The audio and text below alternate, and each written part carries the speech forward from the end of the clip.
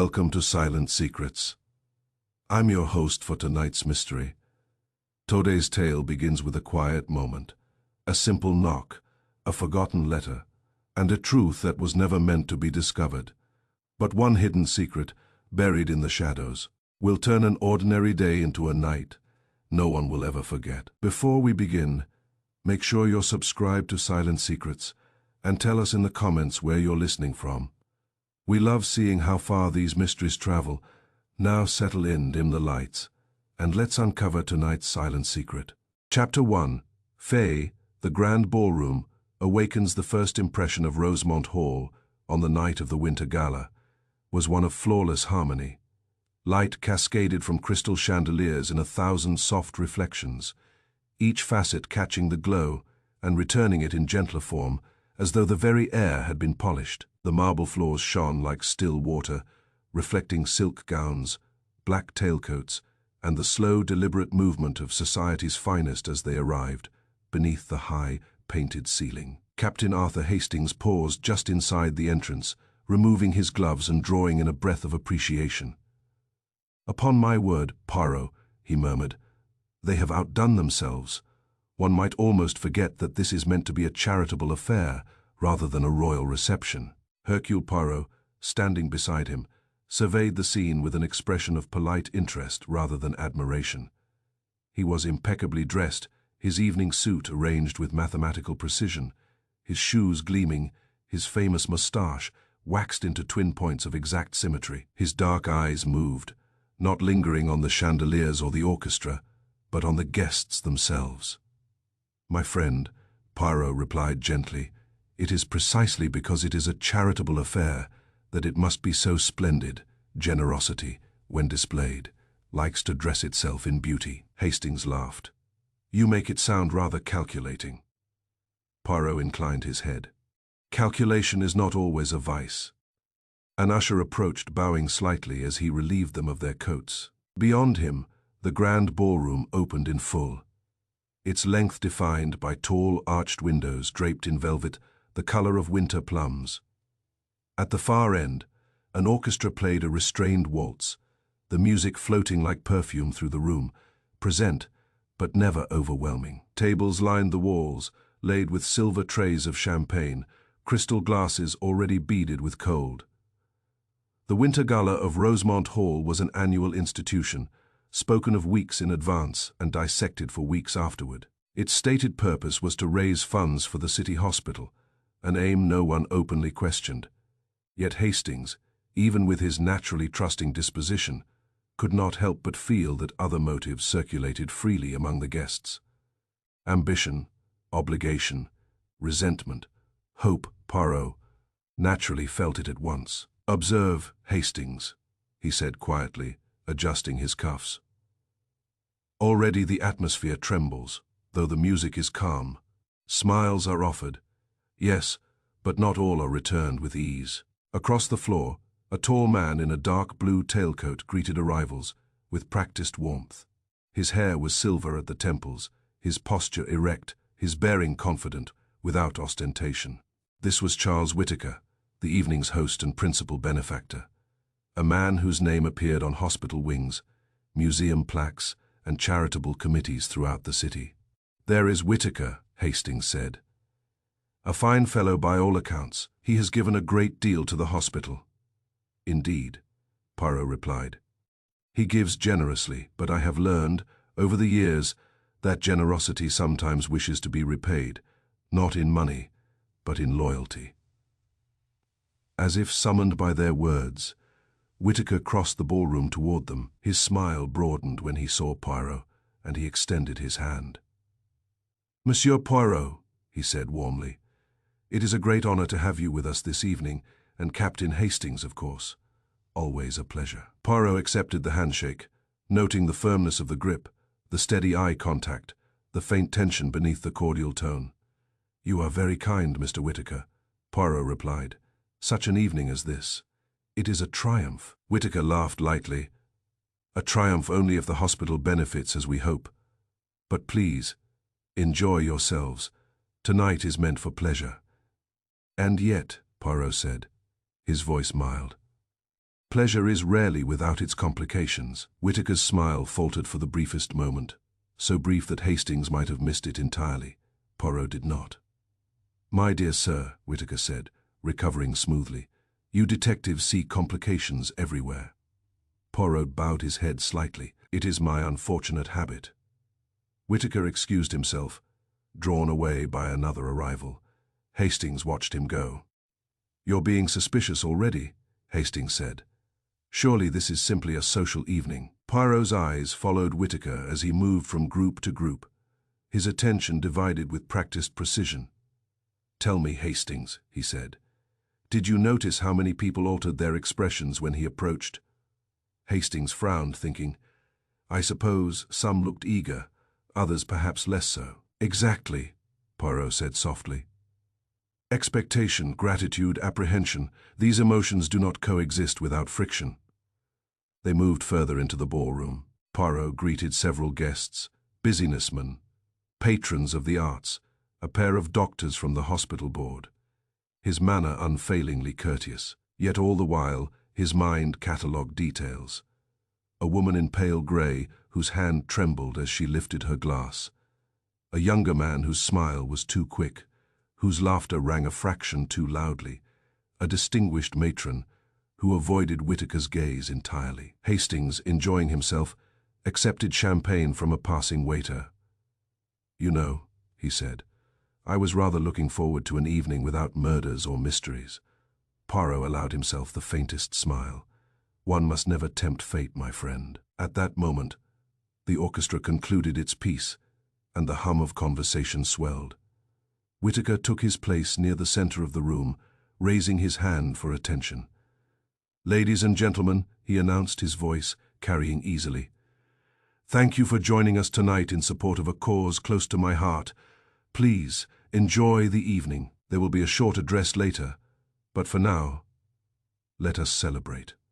Applause followed, polite and measured. As it died away, Poirot leaned slightly toward Hastings. "Already," he said, "the stage is set. Wealth, obligation, concealed resentments, all assembled beneath one roof." Hastings raised an eyebrow. "You make it sound ominous."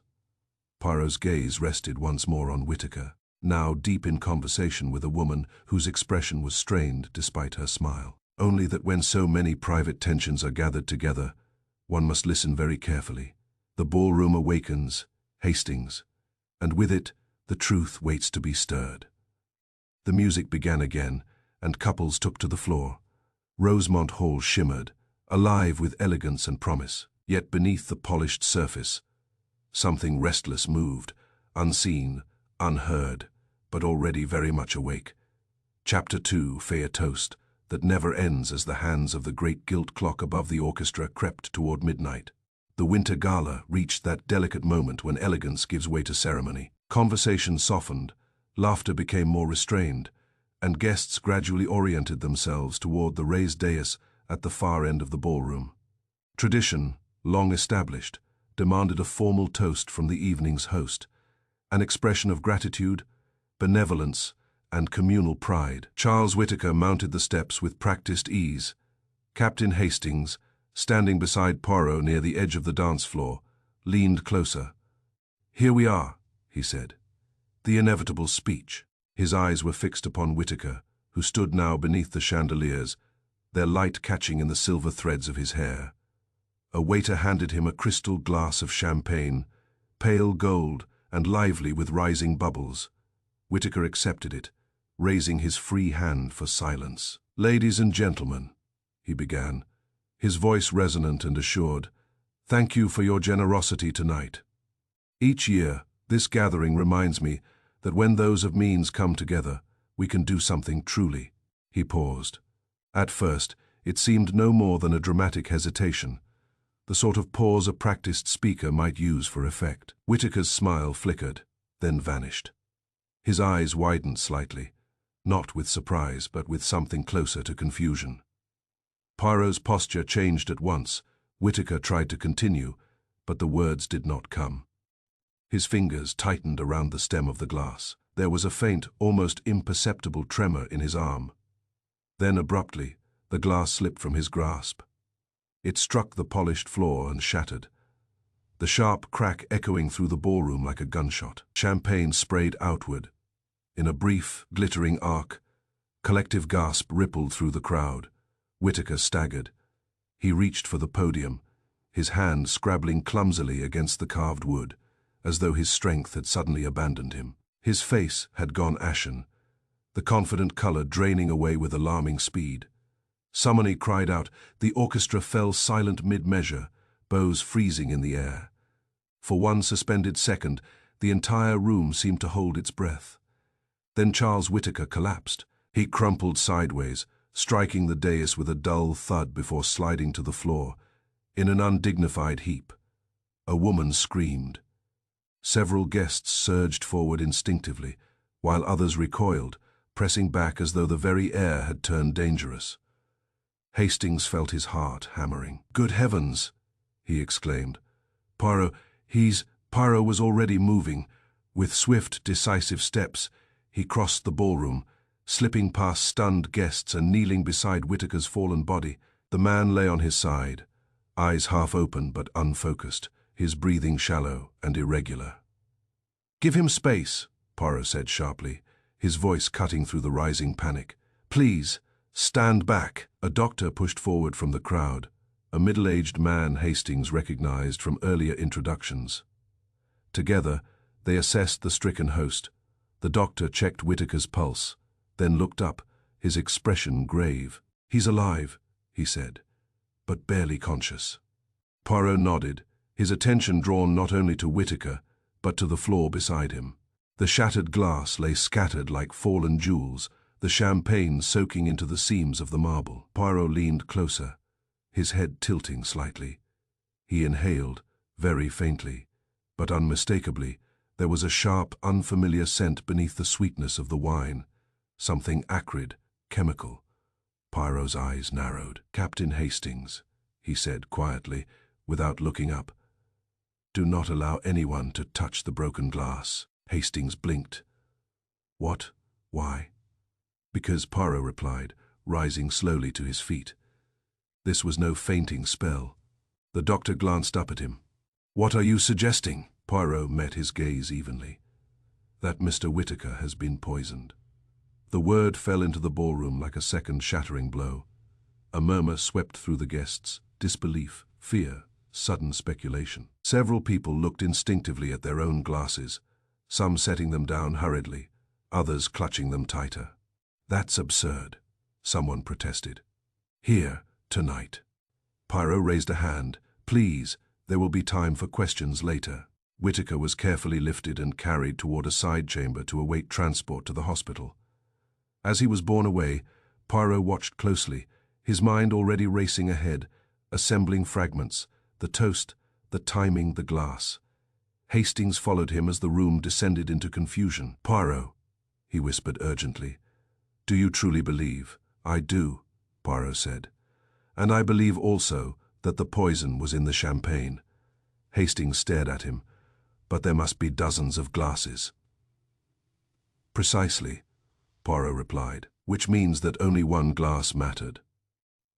The orchestra members packed away their instruments in stunned silence. Guests clustered in tight groups, voices low and anxious. Several waiters stood frozen, pale with shock. Poirot turned slowly, his keen eyes sweeping the room. Faces told stories, genuine alarm, poorly concealed relief, fear sharpened by guilt or by knowledge. Somewhere in Rosemont Hall, a crime had just announced itself, and Hercule Poirot, standing amid shattered crystal and spilled champagne, knew with absolute certainty that this elegant evening had crossed a threshold from which there would be no graceful return. The toast, begun with celebration, had become something far more enduring. It would not end until the truth was known. Chapter 3, Fay the Ballroom, sealed the first clear authority to impose itself upon the chaos, was Inspector James Harding. He entered Rosemont Hall with brisk efficiency, his greatcoat still buttoned, his hat tucked beneath his arm, his expression already set into the grim attentiveness that experience had carved there. 2 uniformed constables followed him, their presence alone enough to still the louder murmurs, and draw the drifting guests back into uneasy clusters. Harding took in the scene in one practiced sweep. The abandoned dais, the darkened orchestra stand, the broken glass glittering on the marble like ice. His eyes paused briefly on Hercule Poirot. "So," he said, "we meet again, Monsieur Poirot." Poirot inclined his head. "Under circumstances, Inspector, that are unfortunately familiar." Harding turned at once to his men. "Close the doors. No one leaves Rosemont Hall until I say so." A wave of protest rose immediately. "This is outrageous. I must get home." "Surely this is unnecessary."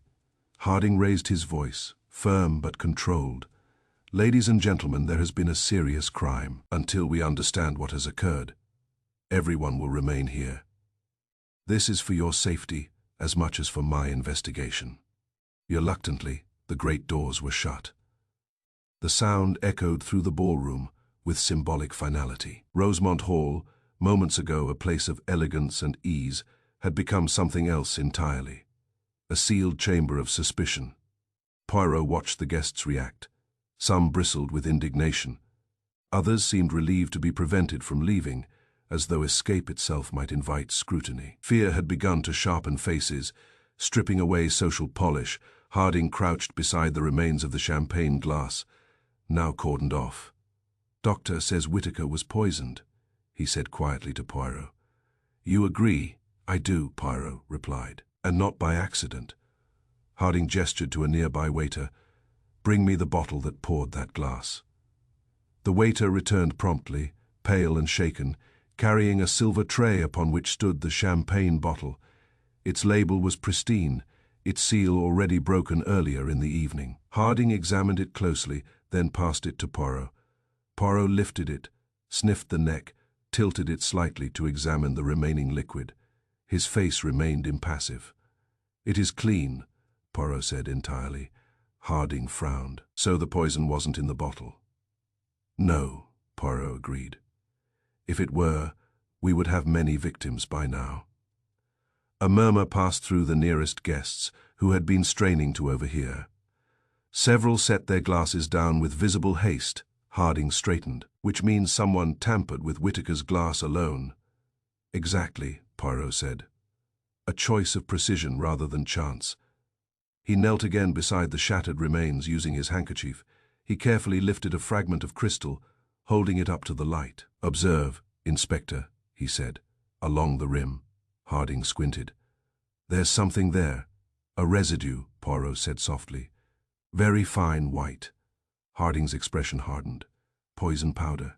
"Yes, likely tasteless, quick, acting, and designed to dissolve completely upon contact with liquid." Poirot lowered the fragment gently. "But that is not all." He selected another shard. "This one from the base of the glass. Here," he continued, "a shallow scratch. See how it runs, not from impact, but from pressure." Harding studied it closely. "You're saying the glass was tampered with beforehand?" "Handled," Poirot corrected, "placed carefully, marked perhaps, so that the correct glass could be identified in the dim light." Harding exhaled slowly. "So whoever did this didn't rely on luck. They planned it." Poirot rose to his feet, brushing imaginary dust from his knees. They prepared the moment with care. They knew when Whitaker would speak, where he would stand, and which glass he would use. Harding looked around the room. That narrows things, but not enough. Poirot's gaze swept the assembled guests once more. The glittering gowns now seemed brittle, the fine suits constricting. Every conversation had turned inward, cautious and subdued. "Inspector," Poirot said, "tell me, who had access to that glass before it reached Mr. Whitaker?" Harding considered. "The waitstaff. Obviously, possibly, someone from the organizing committee. Anyone who could move freely near the dais. Or someone," Poirot added, "who knew how the routine works." Harding nodded slowly. "You think this wasn't improvised?" "No," Poirot said firmly. "Improvisation leaves fingerprints. This leaves intention." Harding straightened and raised his voice. "All right, everyone. I'll be speaking with you individually. This will take time, so I ask for patience. Anyone who had dealings with Mr. Whitaker tonight will be seen first." A ripple of unease followed his words.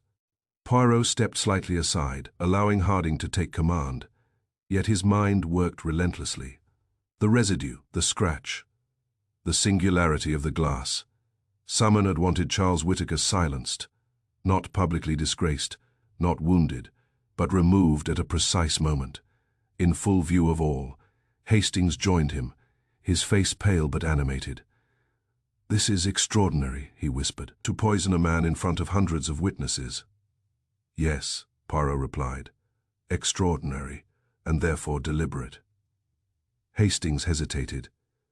"Do you think Whitaker will survive?" Poirot looked toward the closed doors leading to the side chamber, where the stricken man lay between life and death.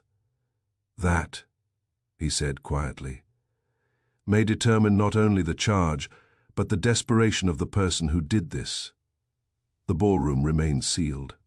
Outside, the night continued in ignorance. Inside, beneath the chandeliers that no longer sparkled with joy, suspicion began to take its first careful steps. And Poirot, attentive to every detail, knew that the smallest mark, a scratch no one else would notice, a powder no one else would smell, had already begun to speak. Chapter 4. Fey benefactors and burdens. Inspector Harding established his temporary headquarters in a smaller antechamber adjoining the ballroom, a richly furnished space now stripped of comfort by the weight of its purpose. One by one, those most closely connected to Charles Whitaker were ushered inside, while the remaining guests waited under the watchful eyes of uniformed officers. Poirot sat slightly apart, silent, his hands folded neatly, his attention absolute. The first to be summoned was Laura Bennet. She entered with measured composure, though Poirot observed the faint tension in her shoulders and the tight clasp of her hands. She was a woman in her early 30s, plainly dressed compared to the Gala's more flamboyant attendees, her hair pinned back with practical restraint. This was not a woman accustomed to drawing attention, and she did not wish to begin now. Inspector Harding gestured for her to sit. "Miss Bennet, you were Mr. Whitaker's assistant." "For 3 years," she replied. Her voice was steady but thin. "You were with him earlier this evening." "Yes. I managed his schedule, as always." Harding studied her. "Were you aware of any recent disagreements between you and Mr. Whitaker?" There was a pause. Poirot's eyes sharpened. "Yes," Laura said quietly. "We disagreed about the accounts." A ripple of interest passed through the room. "Explain," Harding said.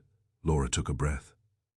"Mr. Whitaker handled many financial matters, personally, donations, transfers, special arrangements. I noticed discrepancies, nothing criminal at first glance, but unusual. I asked questions. And he didn't like that," Harding said. "No," she replied. "He told me that after the gala, my services would no longer be required." Harding raised an eyebrow. "He planned to dismiss you." "Yes." Her jaw tightened. "Tonight." Poirot leaned forward slightly. "Did he say why?"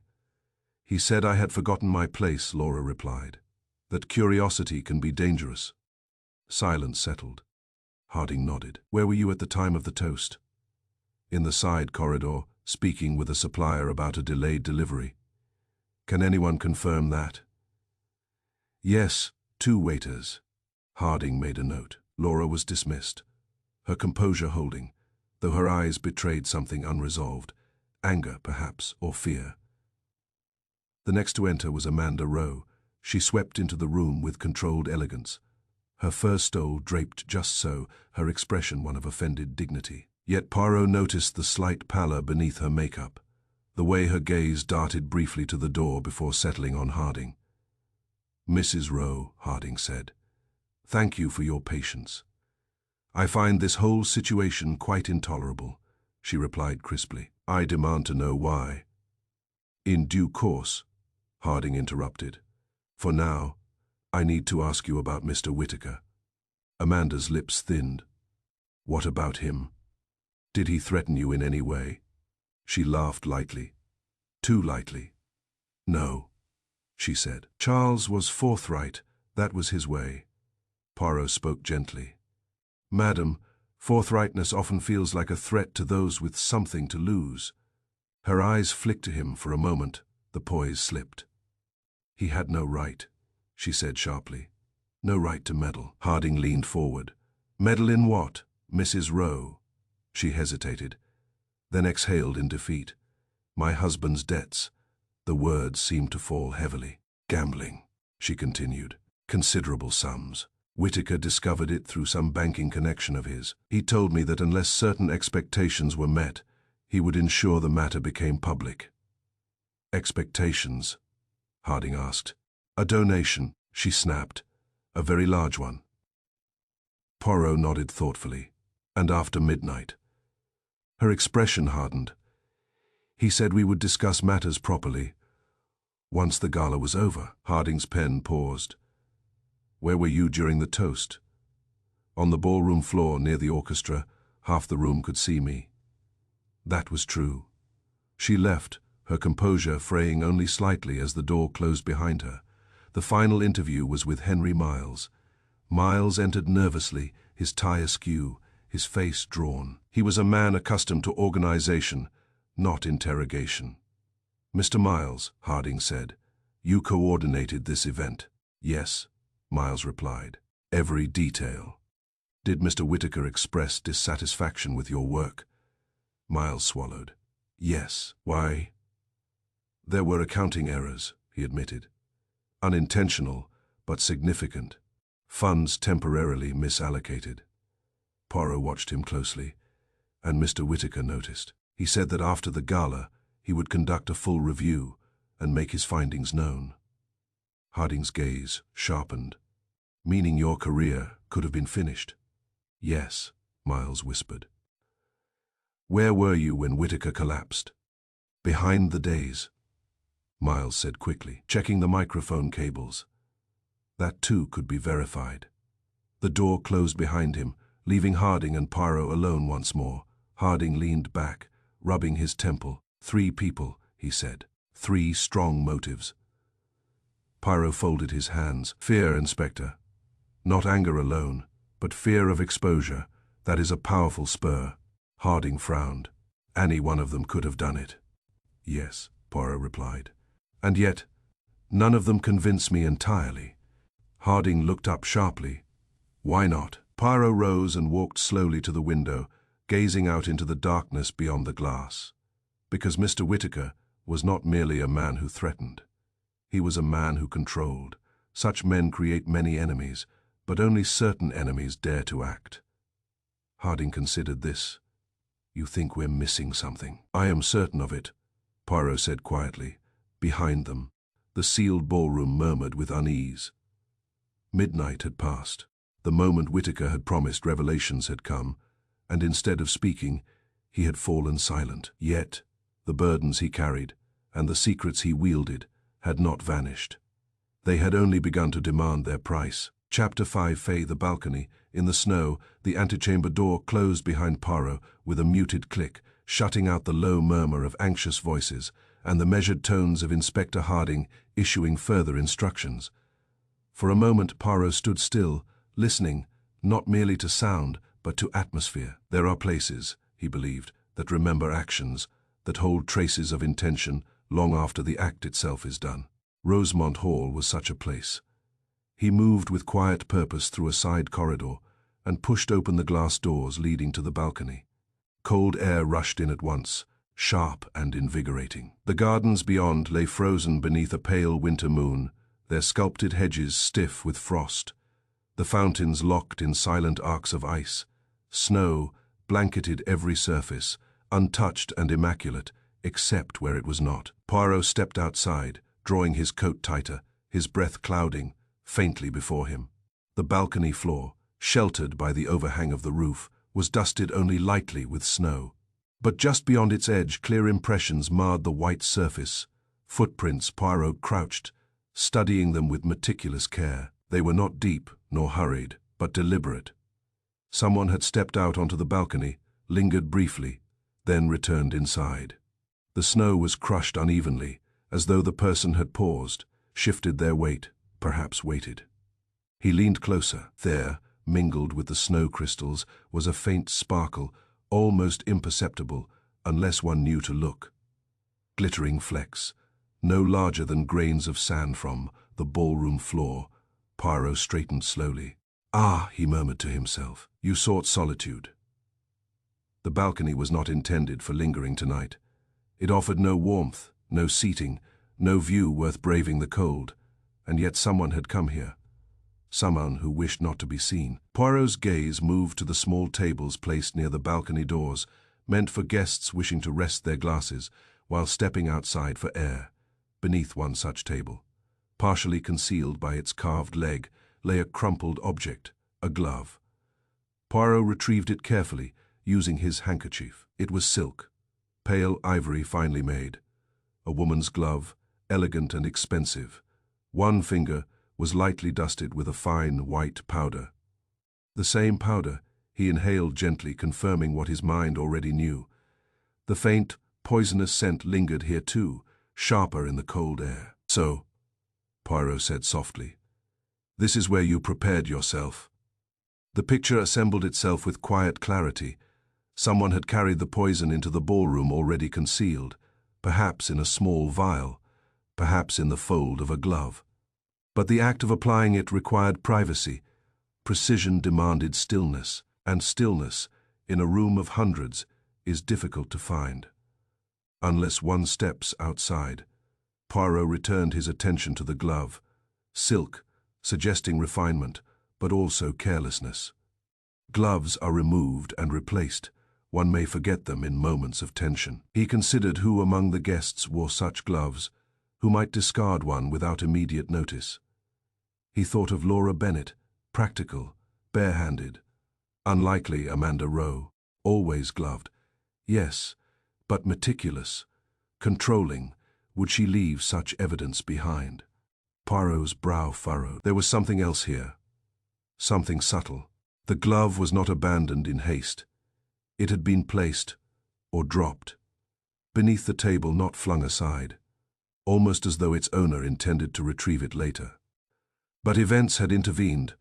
Poirot straightened, his moustache bristling faintly as the cold sharpened his thoughts. The poison had not been applied at the dais, nor in the open ballroom. That would have been madness. It had been prepared here, in the quiet of the balcony, away from prying eyes. The glass, marked subtly with its scratch, was later placed with the host's setting and recognized at the moment, required precision, control.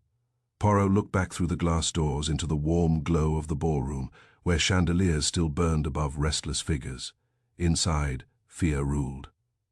Outside, in the frozen air, truth lay calmly preserved. Footprints, glitter, a glove, small things perhaps, but Poirot had built entire cases upon less. He turned back toward the doors, carefully closing them behind him to preserve the scene. As he returned to the heart of Rosemont Hall, his mind was already narrowing its focus. The killer had stepped out into the cold not to escape, but to prepare, and that choice, methodical, patient, deliberate, told Poirot far more about the criminal than any heated confession ever could. Chapter 6. A ledger too neat. The side office, assigned to Charles Whitaker, was small, orderly, and oppressively neat. Its shelves were aligned with almost military precision. Papers lay squared upon the desk, pens arranged parallel, not a single object out of place. It was the kind of room designed to suggest control, absolute, unquestioned. Hercule Poirot stood just inside the doorway, his hands clasped behind his back, absorbing the impression before stepping forward. "Too neat," he murmured. Inspector Harding glanced up from the desk. "I was thinking the opposite, a man who liked order." "Yes," Poirot agreed, "but order that wishes to be admired, that is not the same thing." Harding gestured to a thick leather, bound ledger opened before him. This was in his private drawer. Donations, transfers, charitable allocations, it's complicated. Poirot moved closer and adjusted his spectacles. The ledger's pages were ruled and meticulous, columns of figures marching down the paper with disciplined regularity. At first glance, everything appeared correct, exemplary even. But Poirot did not trust first glances. He traced a finger slowly down the page. "Here," he said. "Do you see it, Inspector?" Harding frowned. See what? The handwriting, Poirot replied. It changes. Harding leaned in, barely. But decisively, Poirot said. At this point, he indicated a page halfway through the book. Before this entry, the numbers are bold. Assertive afterward, they become cautious, slightly cramped. A different pressure of the pen. Harding's eyes widened. You think someone else wrote part of this? I think, Poirot corrected, that someone else corrected it. Harding flipped back and forth. The figures do change, donations adjusted, some redirected. Yes, Poirot said quietly, and always in Mr. Whitaker's favor. They summoned Henry Miles. Miles entered the office pale and visibly strained. His eyes went straight to the ledger, then away again. Mr. Miles, Harding said, did you make entries in this book? Miles swallowed. Yes. Some. At whose request? At Mr. Whitaker's, he said quickly. Always at his instruction. Poirot studied him carefully. And when did these instructions begin? Miles hesitated. Several months ago. Coincidentally, Poirot said mildly, around the time the handwriting changes. Miles nodded reluctantly. He said the original allocations were inefficient, that funds could be moved temporarily, then replaced. And were they replaced? Poirot asked. Miles opened his mouth, then closed it again. Eventually, he said. Mostly. Harding's voice sharpened. Mostly. There were delays, Miles admitted, but that wasn't criminal, just timing. Poirot closed the ledger gently. You are correct, Mr. Miles. Timing is everything. Miles stiffened. I didn't steal anything. I did not say you did, Poirot replied calmly. But tell me, did you ever question these redirections? Yes, Miles said, a flicker of resentment breaking through. I did, and he reminded me who funded this gala, who funded my position. Poirot nodded. So you corrected the numbers? Yes, and if these matters were exposed after midnight tonight, Poirot continued, your reputation would have been destroyed. Miles clenched his fists. I know what this looks like. Indeed, Poirot said gently. But appearances are not the same as truth. Miles was dismissed, leaving the office thick with unspoken implication. Harding rubbed his jaw. The man was manipulating charitable funds. Yes, Poirot said, but with care, always just within the boundaries of plausibility. He reopened the ledger, tapping the altered columns. You see, Inspector, errors are messy. Crime is often messy. But this is neat, too neat. Harding looked at him sharply. You think Whitaker intended to expose someone else? Not expose, Poirot said. Control. These altered figures were leverage.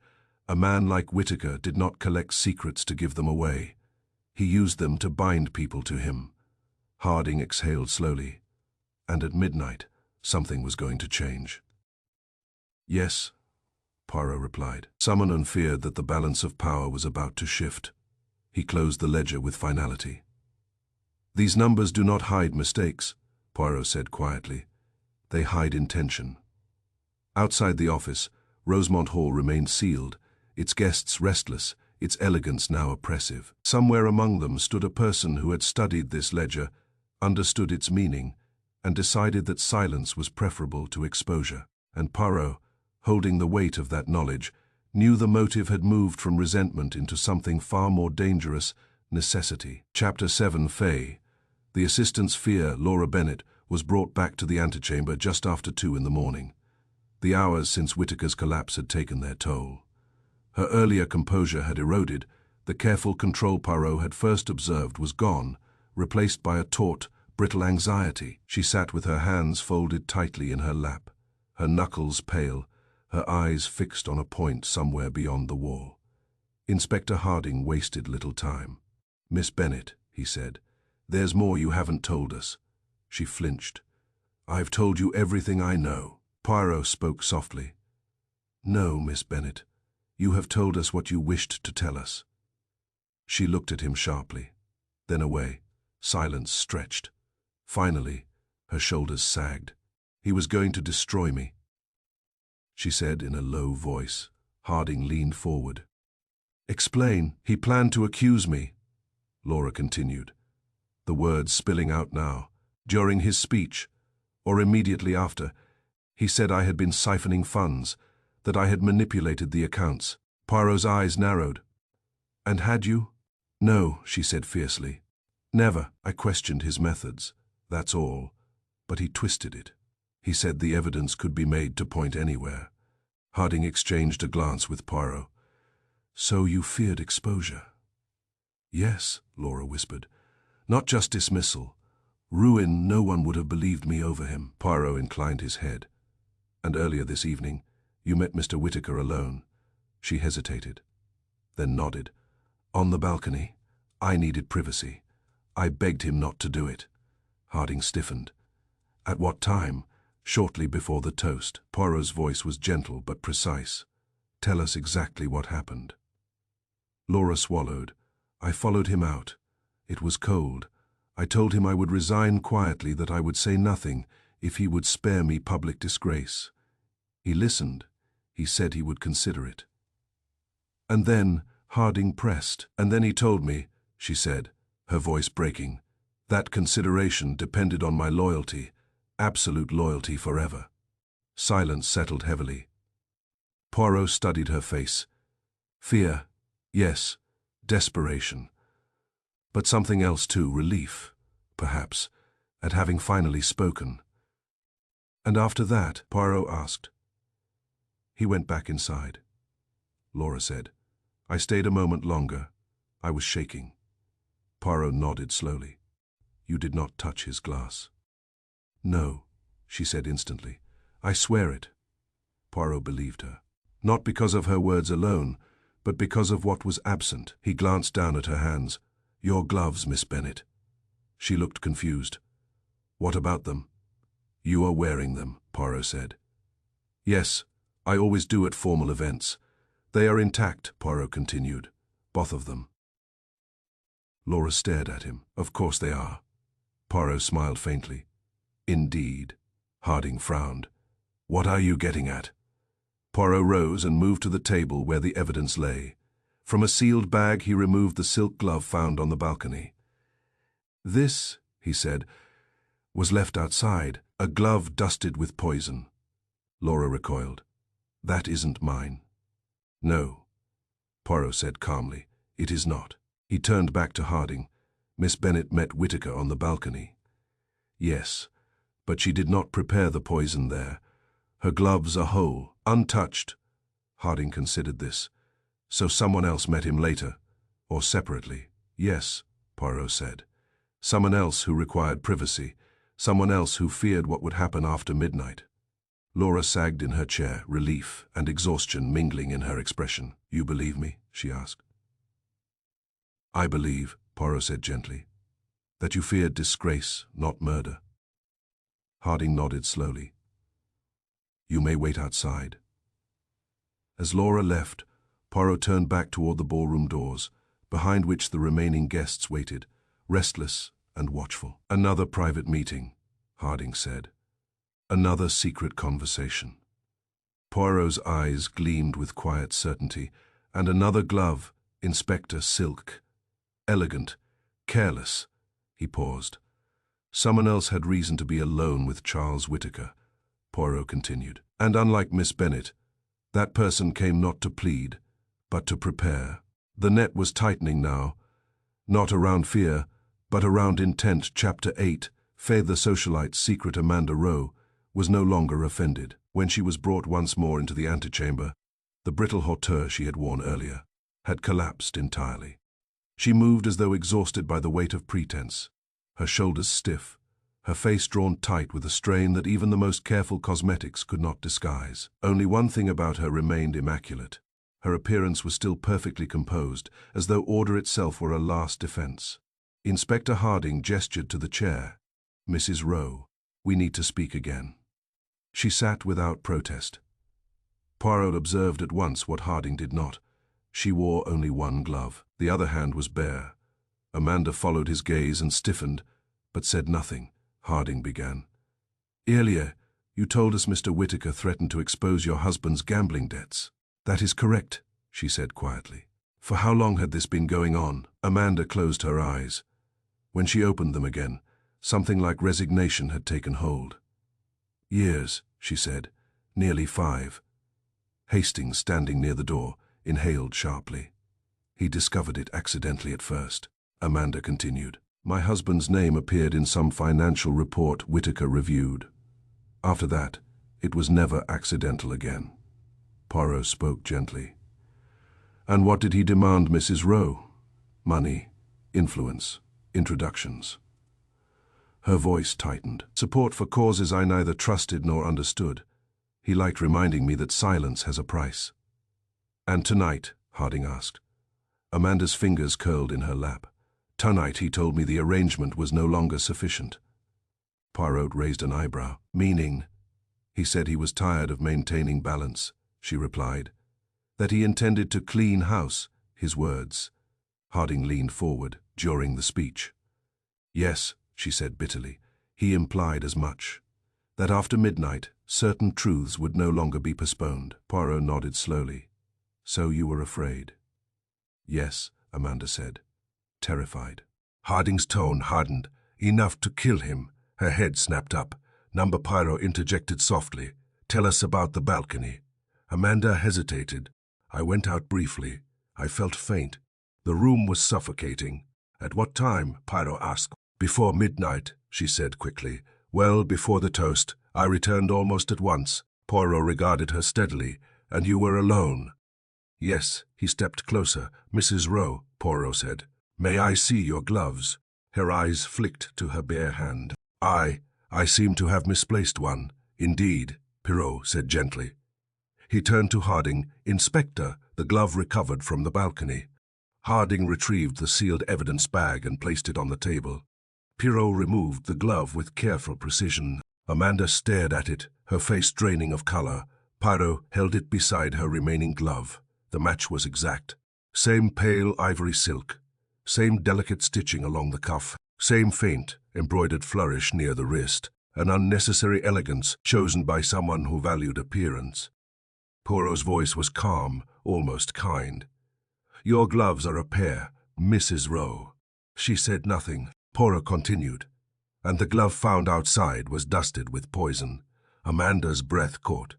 Harding's voice cut in sharply. You handled Whitaker's glass. She shook her head weakly. I didn't mean to. Poirot raised a hand. Please, tell us. The room seemed to close in as Amanda's composure finally shattered. I met him on the balcony, she said. The words rushing out now, after Laura Bennet left. I knew he had spoken to her. I saw them. I couldn't let him continue. I begged him to stop. And he refused, Poirot said quietly. He laughed, Amanda whispered. He said I was useful because I was afraid. That fear made me dependable. Harding's jaw tightened, and the poison tears welled in her eyes. I had it for months, she said. Insurance. I never thought I would use it. Poirot nodded slowly. But tonight, the balance shifted. Yes, she said. He was going to speak. He was going to ruin us all. She bowed her head. I applied it to the rim of the glass while I was outside. I marked it so I wouldn't mistake it. Poirot's eyes gleamed faintly. The scratch. She nodded, defeated. I returned inside. I waited. Harding exhaled heavily. So when he raised the glass, I didn't want him to suffer, she said desperately. I just wanted him to stop. Silence followed. Poirot regarded her with grave compassion.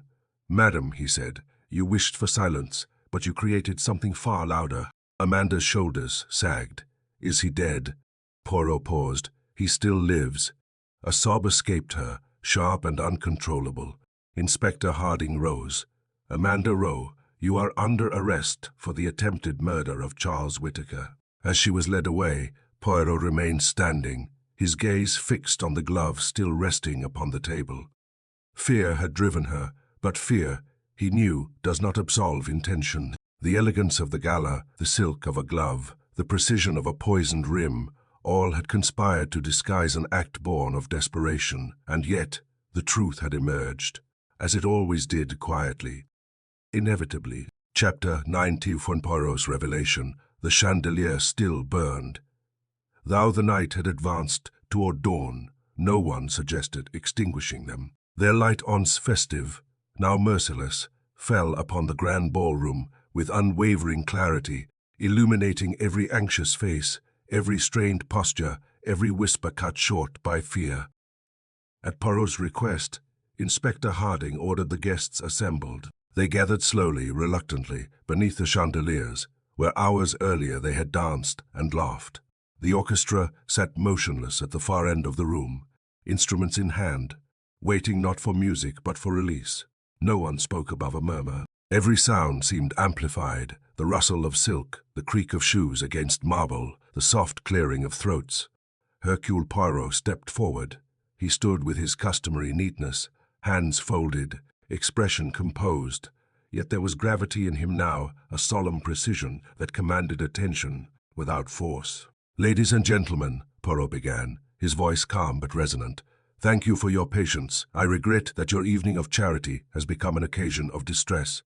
But the truth, like charity, demands clarity, all eyes fixed upon him. We are gathered here because Charles Whitaker collapsed after drinking champagne, prepared especially for him. That collapse was not an accident. It was the result of poison, applied not by chance, but with careful intention." A stir passed through the crowd. Poirot turned slightly. The bottle was clean, the waitstaff innocent. Therefore, only one glass mattered.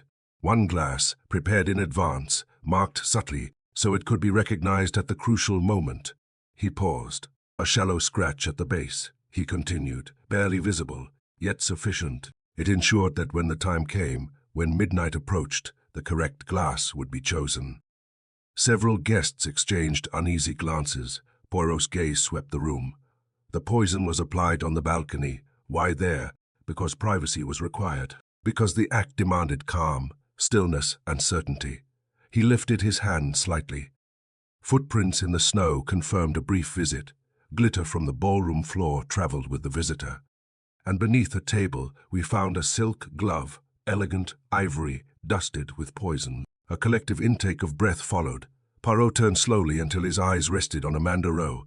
She stood rigid, pale, her remaining glove clenched tightly in her bare hand. "Mrs. Rowe," Poirot said gently, "you met Charles Whitaker on the balcony, shortly before the toast. You had done so many times before, not always there, but always alone." Amanda did not speak.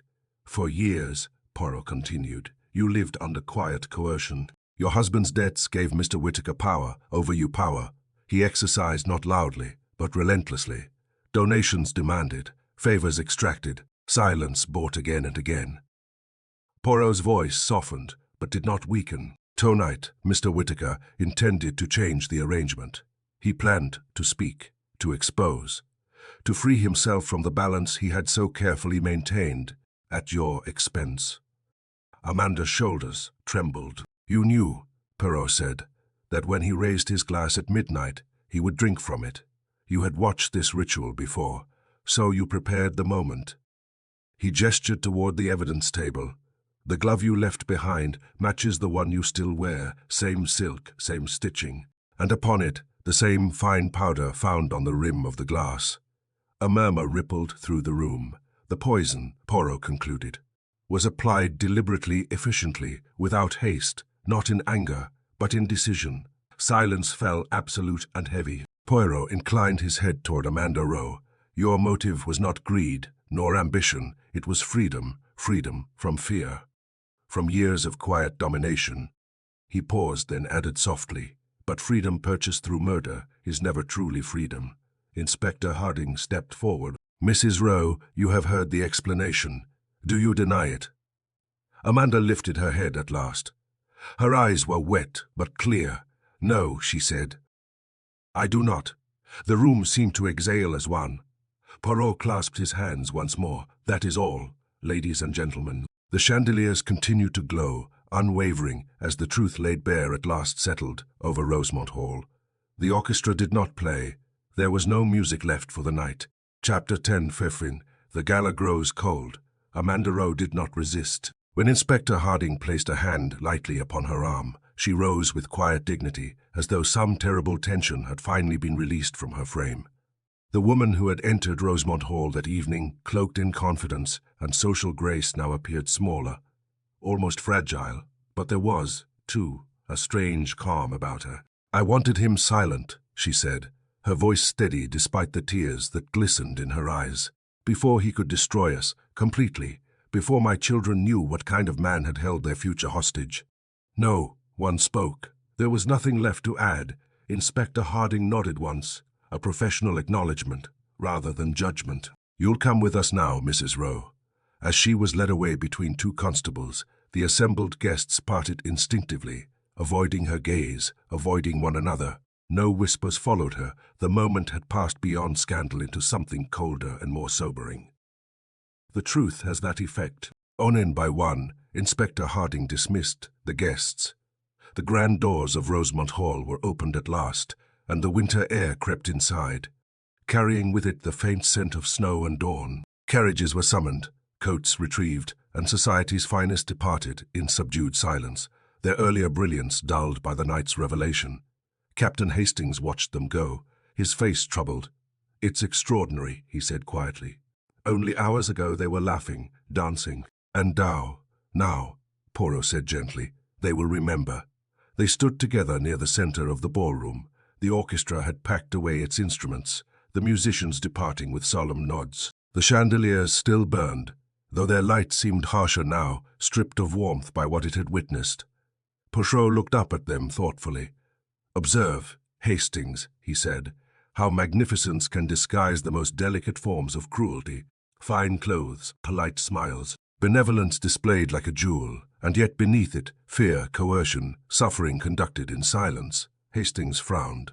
"Whitaker did a great deal of good." "Yes," Poirot replied, "and demanded payment, not always measured in money. That is the danger of power, dressed as generosity." The chandeliers began to dim, one by one, as the staff extinguished them. Shadows lengthened across the polished floor, reclaiming the room inch by inch. Rosemont Hall, so vibrant at the evening start, now felt vast and hollow, like a stage after the audience has gone. Poirot turned toward the exit, pausing for a final look. "To believe that beauty guarantees virtue," he said softly, "is a comfortable illusion, but truth does not reside in brightness alone." Hastings followed his gaze. "Where does it reside, then?"